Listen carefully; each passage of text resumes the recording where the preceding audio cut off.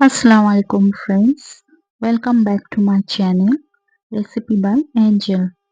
আজ আমি হাজির হয়েছি একটা দারুণ স্বাদের রেসিপি নিয়ে, বাটা মাছের ঝাল। আমার মতো করে এভাবে একবার বানিয়ে দেখুন, খেতে কিন্তু খুব সুন্দর হয় আর গরম ভাতে তো একদম জমে যাবে। আশা করছি আপনাদের ভীষণ ভালো লাগবে।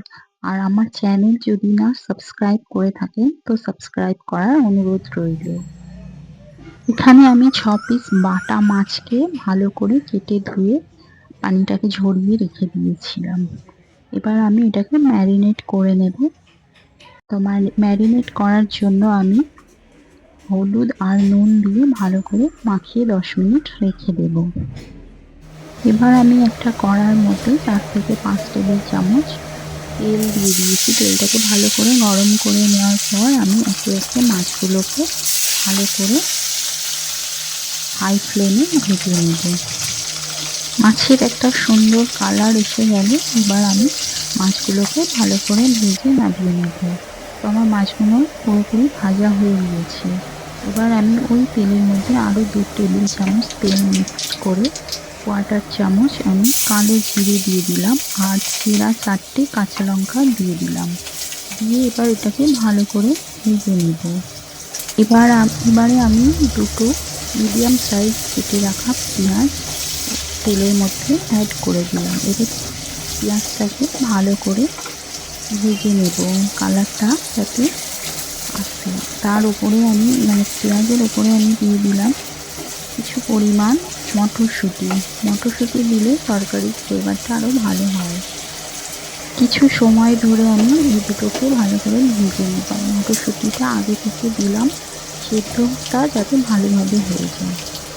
তো দেখতে পাচ্ছেন কতটা কালার চেঞ্জ হয়ে গিয়েছে। তারপর আমি এর মধ্যে অ্যাড করে দিচ্ছি 2 টেবিল চামচ আদা রসুন বাটা।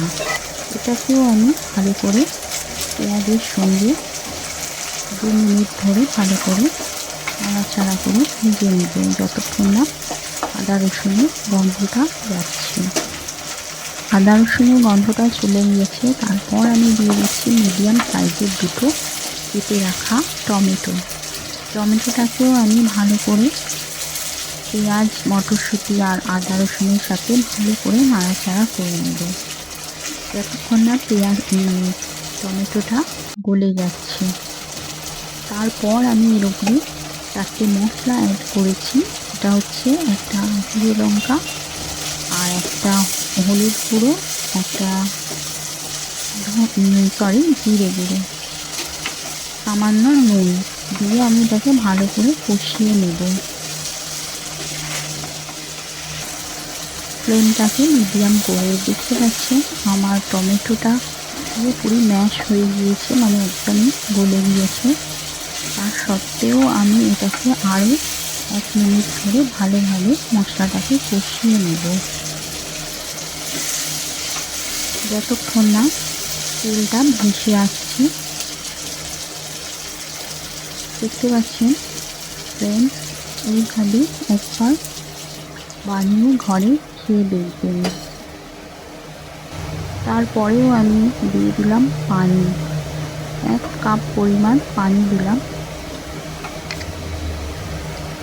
পানিটাকে এবার আমি ভালো করে ফুটতে দেব চাপা দিয়ে। দেখতে পাচ্ছেন ঝোলটা একদম ফুটে গেছে। এর মধ্যে আমি ভেজে রাখা মাছগুলো একে একে সব দিয়ে দিলাম। এই রান্নাটা একবার এই গরমকাল আসছে, গরমকালে একবার গরম ভাতের সঙ্গে খেয়ে দেখবেন, অসাধারণ লাগে খেতে। তো সামান্য ফুটতে দেব, আমি বেশি ফুটতে দেব না, কারণ মাছটা না হলে আরও একদম সেদ্ধ হয়ে যাবে। বেশি সেদ্ধ হলে কিন্তু মাছ ভালো লাগবে না। ফ্লেভারের জন্য আমি সামান্য দিয়ে দিলাম ধনেপাতা কুচি। এবার আমার হয়ে গিয়েছে বাটা মাছের ঝাল। দেখতে পাচ্ছেন কতটা লোভনীয় হয়েছে।